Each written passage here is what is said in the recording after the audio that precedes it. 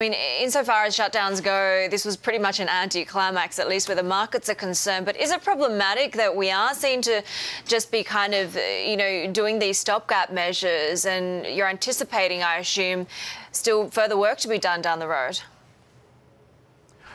It's a terrible way to run a government. I think everybody agrees on that. On the other hand, this particular shutdown was no accident, because the issue at the heart of it, namely immigration policy, goes to the heart of the Trump coalition and of the forces that brought him to power in Washington, D.C. a little bit more than a year ago. And it's been a tough issue in American politics for more than a decade now. And I think there are signs that the two sides, having demarcated their respective positions, are getting ready to do some sort of deal. Well, I mean, in a way, you could say that the shutdown is a direct outcome of the president keeping his campaign promises. Exactly right. And although there are other factors involved, including, as I think the Senate Minority Leader, Mr. Schumer, correctly pointed out, constantly changing signals from the White House have made it quite difficult for Democrats and even the Republican leadership to figure out what kind of bill the president would be willing to accept. And until that becomes clearer, it's going to be quite difficult to reach a final agreement. So the president bears some share of tactical responsibility for this shutdown.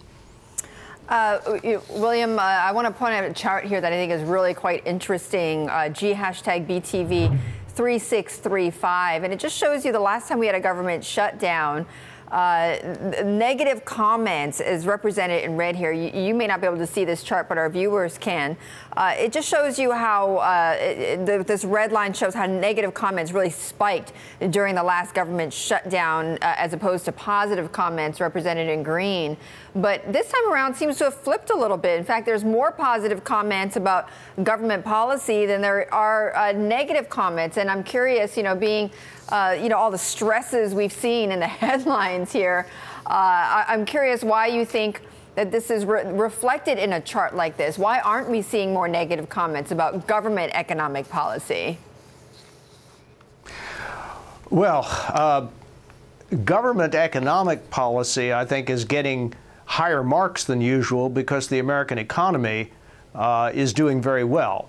And the American people say overwhelmingly that it's doing either very well or well, and they are more encouraged about the future than they have been in a while. As a matter of fact, consumer confidence has reached a level not seen in many, many years. So if the issue is simply economic policy, the American people are not complaining very much. It's everything else that is troubling them, including not just immigration policy, not just the shutdown, but also the partisanship in Washington, and, to be frank, some of the personal conduct of the President of the United States and some unfortunate remarks that he's made.